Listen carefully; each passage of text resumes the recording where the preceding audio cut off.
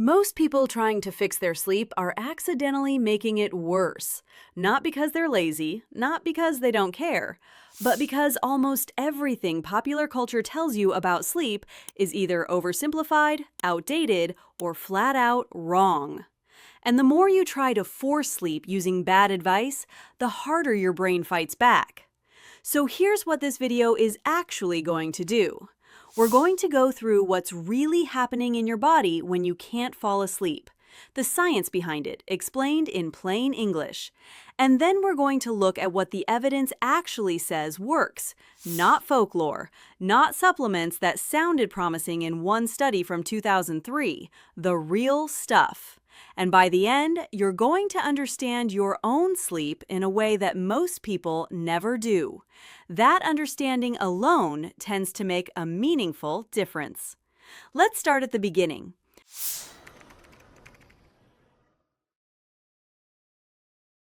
Your brain runs on two systems when it comes to sleep. They operate simultaneously, and they need to cooperate for you to fall asleep quickly and stay asleep through the night. The first is your sleep drive, a biological pressure that builds the longer you've been awake. Think of it like hunger, but for sleep. Every hour you're conscious, a chemical called adenosine accumulates in your brain. The more adenosine, the sleepier you feel. By evening, after a full day of being awake, that pressure should be strong enough to push you easily into sleep. The second system is your circadian rhythm, your body's internal clock. This is a roughly 24-hour biological cycle that's hardwired into almost every cell in your body. It governs when you feel alert, when you feel drowsy, when your core temperature drops, and when your hormones shift. It's not a metaphor. It's a real, measurable, genetically driven system, coordinated by a cluster of roughly 20,000 neurons in your brain called the suprachiasmatic nucleus, or SCN. These two systems, sleep drive and circadian rhythm, are supposed to align at night. When they do, falling asleep feels effortless. When they don't, you're lying in bed completely exhausted, staring at the ceiling, wondering why your body is betraying you. Here's the problem most people face. Modern life is very good at disrupting both systems at the same time. Bright light at night suppresses melatonin and delays your circadian phase. Caffeine in the afternoon directly blocks adenosine, the chemical your body is counting on to build sleep pressure. Irregular sleep schedules confuse the internal clock. Stress and anxiety throw your nervous system into a state of elevated arousal that neither system can override. And if you've spent months reinforcing the wrong habits, your brain may have actually learned to associate your bed with wakefulness. None of this means something is fundamentally wrong with you. It means the conditions you've created aren't supporting sleep, and conditions can be changed.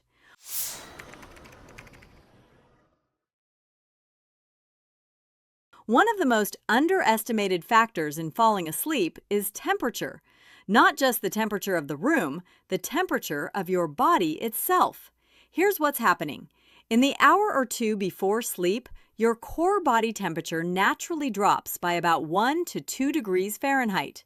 This isn't incidental. It's part of the signal your brain uses to initiate sleep. Heat dissipates from your core to your extremities, your hands, your feet, and that transfer of warmth outward is actually one of the best physiological predictors of how quickly you'll fall asleep.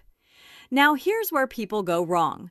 They sleep in warm rooms. They layer up too much. They trap heat in their bedding. Their body is trying to cool down, and the environment is working against it. Research consistently points to an ideal sleep temperature around 65 to 68 degrees Fahrenheit, roughly 18 to 20 degrees Celsius. Most people sleep considerably warmer than that. And the data is clear. Higher ambient temperatures reduce sleep efficiency, increase nighttime awakenings, and cut into the deeper, more restorative stages of sleep. Now, here's the interesting part about your feet specifically. Warm feet, not hot, just comfortably warm, actually help you fall asleep faster. The reason is that vasodilation in the extremities, meaning blood vessels in your hands and feet expanding, is the main mechanism your body uses to release core heat. Studies going back decades, including work by researcher Kurt Krotche, show that the distal skin temperature gradient, basically how much warmer your hands and feet are compared to your core, is one of the strongest predictors of how quickly sleep onset occurs. This is why wearing light socks to bed in a cool room has real, measurable support. Your feet help your body dump heat. Warm feet in a cool room equals faster sleep. It sounds too simple to be true. But the physiology actually holds up. The practical takeaway? Cool the room, warm the feet, and stop wearing a fleece hoodie to bed in July.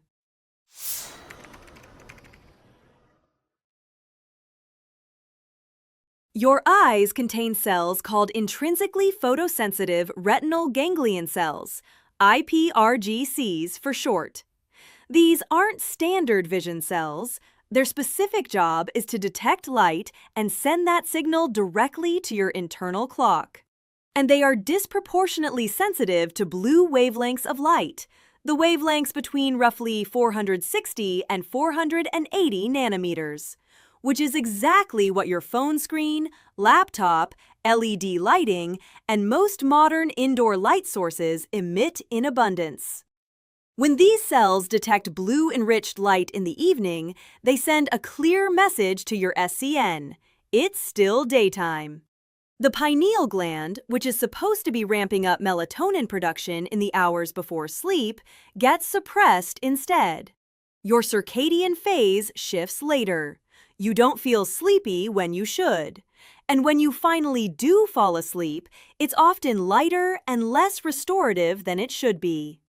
Research out of Harvard found that 6.5 hours of blue light exposure suppressed melatonin roughly twice as long as green light of the same intensity, and shifted circadian rhythms by about 3 hours compared to just 1.5 hours for green light. That's a significant disruption from what most people assume is just casual screen time. But here's the part that's equally important, and most people skip it entirely: morning light. Getting bright, natural light, ideally within an hour of waking, sends the opposite signal. It tells your internal clock that the day has started, advances your circadian phase, suppresses any lingering melatonin, triggers the cortisol awakening response that makes you feel alert, and, this is the part people miss, sets the timer for when your melatonin will rise that evening.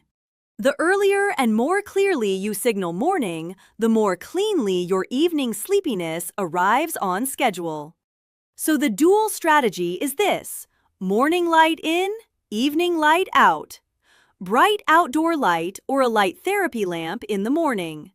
Dimmed warm lights and reduced screen exposure in the 2 to 3 hours before bed.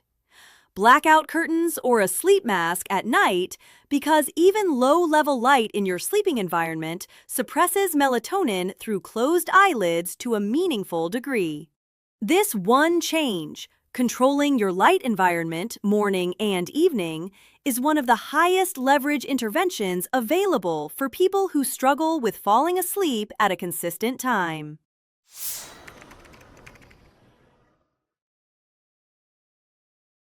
Most people who rely on caffeine understand that drinking a triple espresso at midnight is probably not a great idea. But the subtler problem is what afternoon caffeine does to sleep quality, even when you don't notice it. Caffeine works by blocking adenosine receptors in the brain. Remember adenosine, the sleep pressure chemical that's been adopting up all day? Caffeine doesn't eliminate it. It just sits in the same receptor, preventing adenosine from doing its job. Sleep pressure keeps building, but the signal gets muffled. Here's where it gets interesting. Caffeine has a half-life of 5 to 6 hours. For some people, slower metabolizers, it can be even longer. That means if you drink coffee at 2 p.m., half of that caffeine is still circulating at 8 p.m. A quarter of it is still there at midnight. And the research shows that caffeine doesn't just delay sleep onset. Even when people fall asleep without difficulty after afternoon caffeine, polysomnography, brainwave monitoring during sleep, shows measurably reduced slow-wave sleep, the deep restorative stage, the one your body needs to feel genuinely recovered. You may sleep, but you're not sleeping as deeply as you think. The general recommendation from sleep researchers is to cut caffeine off by early afternoon, ideally 8 or more hours before your target bedtime. If your goal is to be asleep by 10:30 p.m., that puts your caffeine cutoff somewhere around 12:30 to 2 p.m. There's also a reasonable workaround worth mentioning. Some researchers have looked at the so-called caffeine nap, drinking a cup of coffee immediately before a short nap of 20 minutes or less. The caffeine takes about 20 to 30 minutes to hit peak absorption, so it doesn't interfere with the nap itself. But it's fully kicking in right as you wake up, working alongside the alertness benefit of the nap. The timing is annoying to engineer in real life, but the physiology is sound.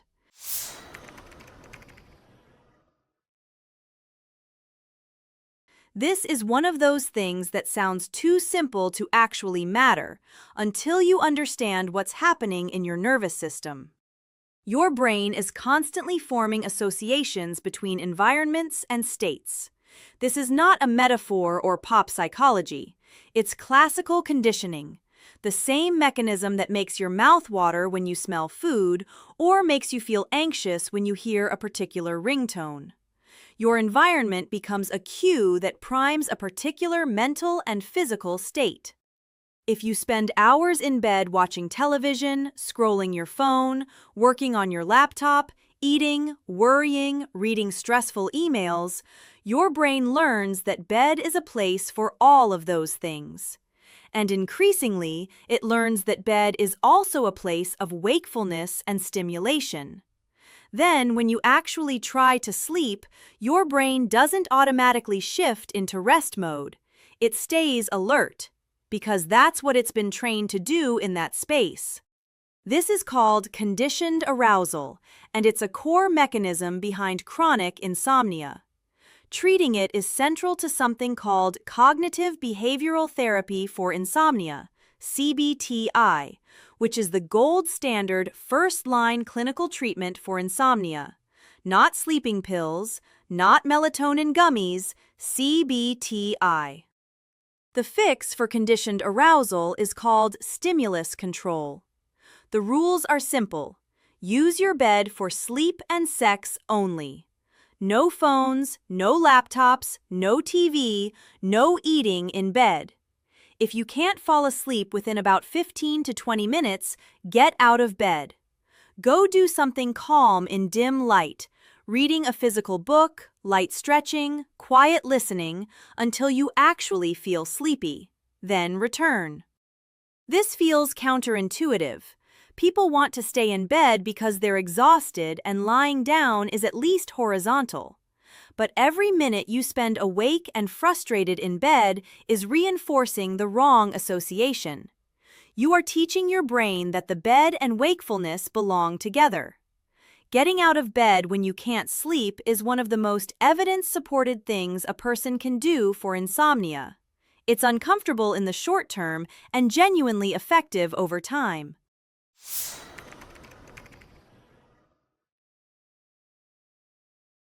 There's a common moral judgment around being a night owl. Sleep late, you're lazy. Can't wake up early, you lack discipline. It's baked into cultural attitudes about productivity and character, and it is largely wrong.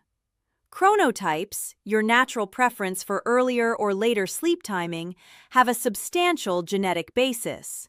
Large-scale genetic studies involving hundreds of thousands of participants have identified hundreds of genetic loci associated with whether someone is a morning lark or an evening owl. Genes involved in circadian clock function, PER, clock, and others, show strong associations with chronotype. It explains somewhere between 20 and 50% of individual variation. This matters for two reasons. First, if you are a genuine night owl trying to force yourself into an early bird schedule, you will pay a real biological cost. Your melatonin timing is later. Your cortisol awakening response is later. Your core temperature curve is shifted. You're not being difficult, you're genuinely misaligned with an externally imposed schedule, and that misalignment is called social jet lag. Research links chronic social jet lag to increased risk of metabolic problems, mood disturbances, and worse overall health outcomes. Second, and this is the practical part, understanding your chronotype helps you stop fighting your biology and start working with it. If you can shift your work schedule even partially, do it. If you can control your light exposure to gradually advance your internal clock, do it. And if you're judging your own sleep by standards that simply don't fit your genetic wiring, stop. That judgment creates anxiety, and anxiety makes sleep worse. Chronotype also shifts across the lifespan. Children tend toward earlier timing. Teenagers shift dramatically toward evening preferences, and that's genuinely biological, not just teenagers being difficult. Older adults often shift back toward earlier timing. If your sleep patterns have changed with age, that's part of the picture too.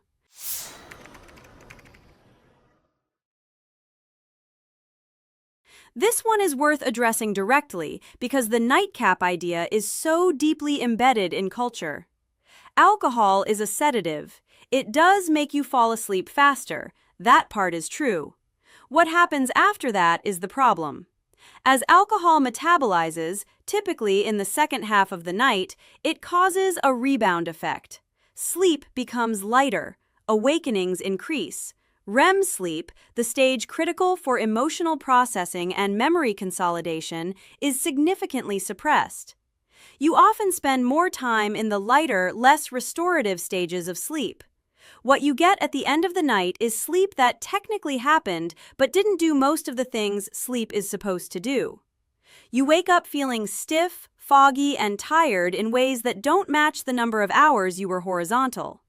Polysomnography studies, meaning actual brainwave monitoring in sleep labs, consistently show this pattern even with moderate alcohol consumption. 1 or 2 drinks close to bedtime measurably degrades sleep quality by the metrics that actually matter. Alcohol also worsens snoring and increases the severity of obstructive sleep apnea, a condition we'll touch on shortly because it's far more common and more consequential than most people realize. The practical guidance? If you drink alcohol, try to keep it at least 3 to 4 hours from bedtime. The fewer, the better when it comes to sleep. And if you've been using alcohol as a sleep tool, it's worth knowing that it's doing roughly the opposite of what you think.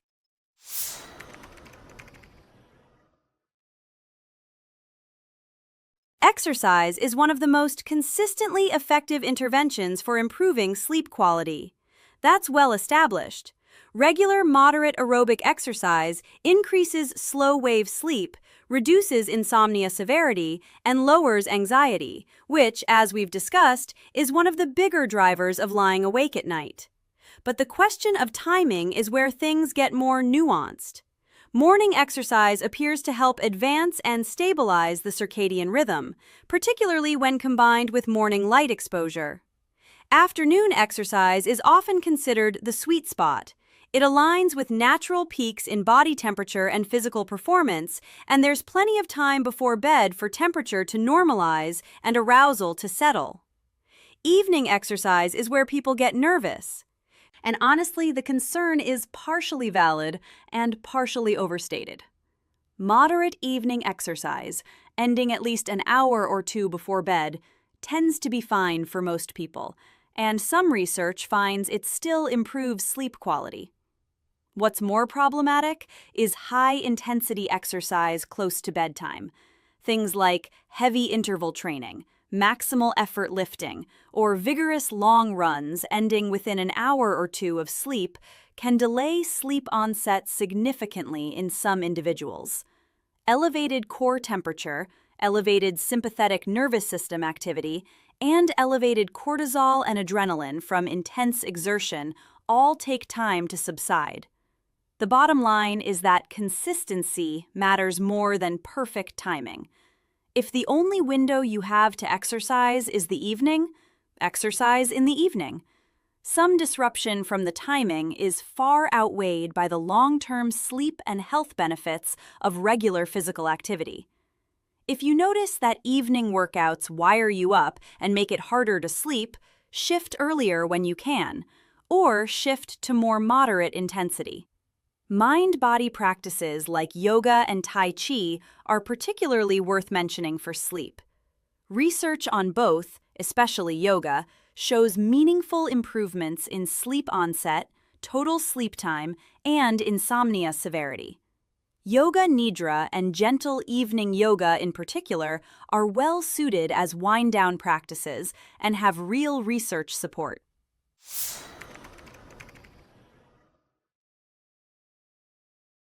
Short, early naps can be restorative and are generally fine for people without significant sleep onset problems. Under 30 minutes before mid-afternoon. That's the window where a nap can boost alertness without significantly interfering with nighttime sleep drive. The problems arise when naps go long or go late. Remember adenosine, the sleep pressure chemical? Naps clear adenosine. A 90-minute nap in the late afternoon can substantially reduce the sleep pressure your body has built up over the day, making it much harder to feel sleepy at an appropriate bedtime. Late naps can also shift your circadian phase slightly. If you're struggling to fall asleep at night, napping is often counterproductive, even if you feel genuinely exhausted during the day. The daytime fatigue is real, but so is the trade-off. Burning through sleep drive earlier reduces your odds of falling asleep easily at night. It's one of those places where the short-term relief and the long-term fix point in opposite directions.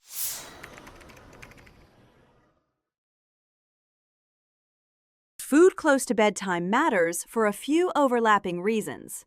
Heavy meals, particularly high-fat and high-protein foods, slow digestion and can keep your digestive system active in ways that aren't compatible with sleep. Lying horizontal worsens this. For people with acid reflux, late eating is a direct physical cause of awakenings. Spicy food is worth singling out. Capsaicin, the compound responsible for the heat in spicy food, can raise core body temperature. And, as we've covered, your body needs to cool down to initiate sleep. Spicy food also dramatically increases reflux risk when you're lying flat. Complex carbohydrates, on the other hand, have some mild evidence behind them as a better choice if you do need to eat close to bedtime. They engage tryptophan and serotonin pathways in ways that can be mildly conducive to sleepiness without the heavy digestive load. The general guidance? Aim to finish eating at least 2 to 3 hours before your target sleep time. Your digestive system shouldn't be the thing keeping you awake.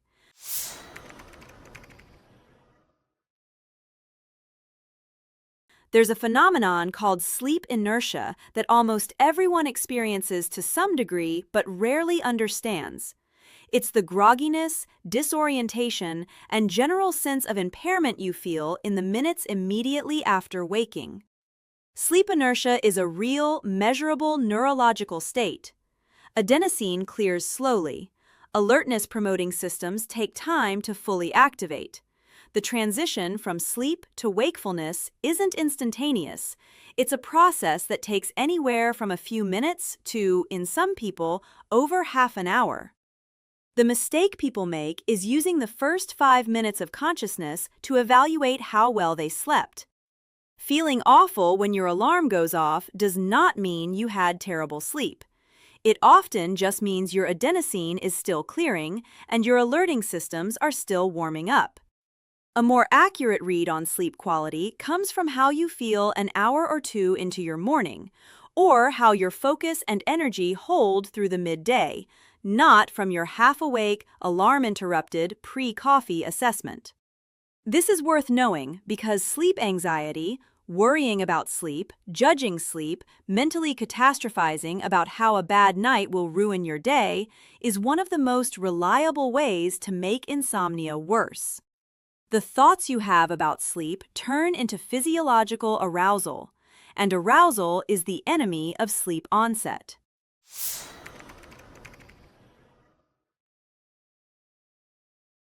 People who sleep 5 or 6 hours on weeknights often treat weekends as the repayment window. Sleep in Saturday, sleep in Sunday, reset the account. The problem is that sleep debt doesn't work that way. Partial recovery is real. Sleeping in on a weekend does relieve some of the cognitive burden of cumulative sleep restriction. But chronic short sleep has physiological effects on inflammation, hormonal regulation, metabolic function, and cognitive capacity that a weekend of catch-up cannot fully reverse. And the bigger issue for falling asleep faster is what weekend sleep-ins do to your circadian clock.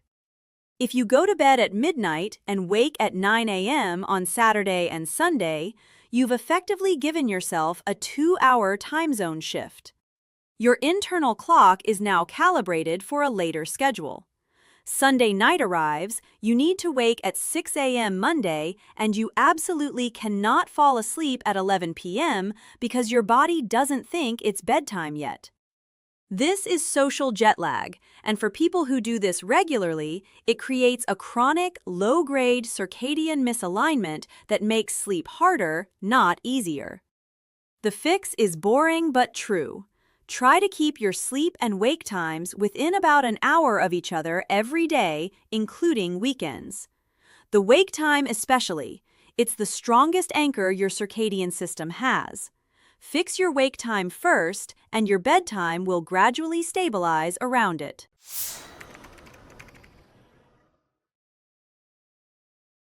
If you regularly feel exhausted despite what seems like adequate sleep, wake frequently through the night, snore loudly, or have a partner who reports that you sometimes stop breathing, this section matters. Obstructive sleep apnea is a disorder in which the throat muscles relax during sleep, allowing the airway to partially or fully collapse. This causes breathing to pause, sometimes dozens or hundreds of times per night. Each pause triggers a microarousal as your brain forces the airway back open. The person often has no memory of these awakenings, but the sleep is profoundly fragmented. The consequences go well beyond feeling tired. Untreated sleep apnea is linked to high blood pressure that resists treatment, significantly elevated cardiovascular risk, impaired glucose regulation, cognitive decline, depression, and increased accident risk from daytime sleepiness.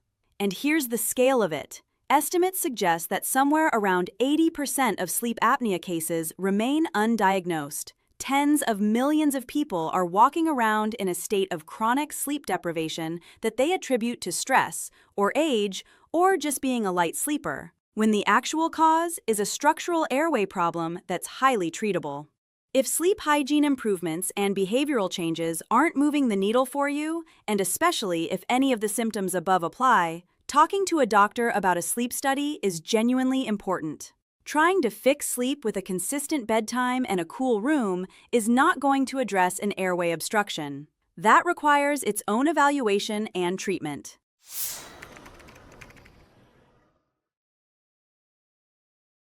We've mentioned cognitive behavioral therapy for insomnia several times, and it deserves more than a passing reference because it is, by a considerable margin, the most evidence-supported treatment for chronic insomnia that exists. CBTI outperforms sleep medication in long-term outcomes. It has no side effects, and improvements from CBTI are generally maintained or even improve after treatment ends, unlike medications, which often lose efficacy over time and can cause rebound insomnia when discontinued.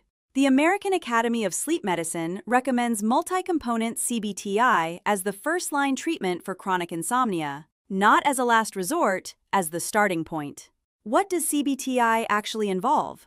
A few core techniques. Stimulus control, which we've already discussed, reassociating the bed with sleep by restricting all other activities from that environment and getting out of bed when awake for too long. Sleep restriction therapy, which is one of the more counterintuitive components. You temporarily limit the time you're allowed to spend in bed to closely match your actual average sleep time. If you're averaging 5.5 hours of actual sleep in 8.5 hours in bed, your initial allowed window might be just 6 hours. This sounds brutal. It is initially uncomfortable, but it dramatically builds sleep pressure and consolidates fragmented sleep. As sleep efficiency improves, meaning you're actually sleeping for a higher percentage of the time you're in bed, the window gradually expands. Most people see meaningful improvement within a few weeks. Cognitive restructuring, which targets the thoughts and beliefs about sleep that inadvertently make it worse. The belief that you must get exactly 8 hours. The catastrophic prediction that poor sleep will ruin tomorrow. The frustrated inner monologue at 1 a.m. These thoughts are forms of cognitive arousal, and they perpetuate the hyperarousal cycle. Learning to identify and challenge them is part of what makes CBTI work. Relaxation training, which uses techniques like progressive muscle relaxation, diaphragmatic breathing, and guided imagery to reduce physiological arousal before bed. Not as entertainment, as a genuine way to downshift the nervous system. If you're dealing with persistent insomnia, meaning difficulty sleeping at least 3 nights per week for 3 months or more, CBTI is worth pursuing seriously.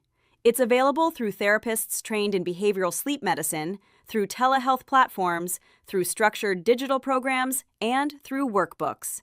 It's not a quick fix, but it is a real fix.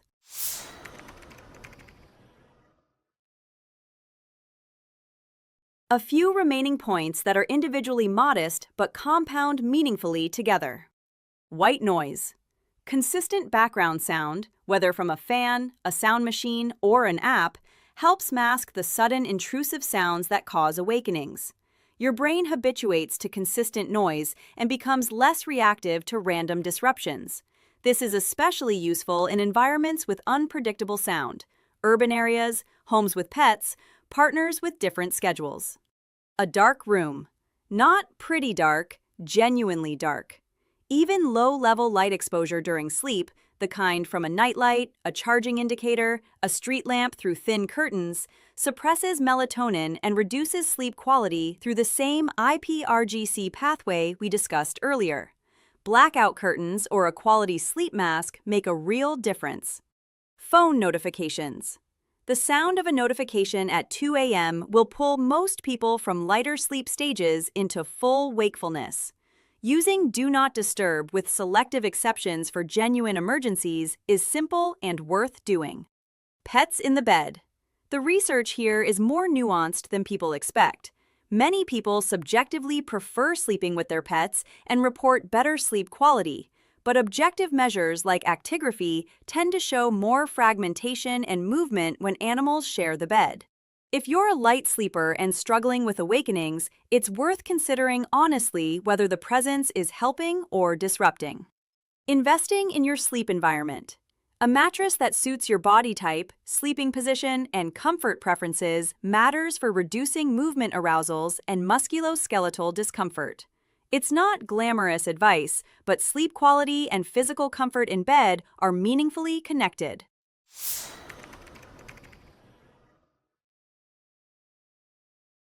Here's the honest summary of what the evidence points to, without the motivational speaker packaging. Your sleep problems almost certainly have specific causes. The goal is to identify and address those causes, not layer generic advice on top of a problem you don't fully understand. Most people would benefit meaningfully from doing a few things consistently: getting bright light in the morning, reducing light in the evening, cutting caffeine off by early afternoon, keeping the bedroom cool and dark, using the bed only for sleep, and getting out of bed when they can't sleep instead of lying there frustrated. If those things aren't enough, especially if you've done them consistently for several weeks, it's worth considering whether there's a structural issue like sleep apnea, whether CBTI from a trained provider or digital program would be the appropriate next step, or whether underlying anxiety or another condition is driving hyperarousal that behavioral changes alone won't fully address. Sleep is a biological function. It's supposed to happen. Your brain and body want to sleep. When it isn't happening well, something is interfering with it, and that something can usually be identified and addressed.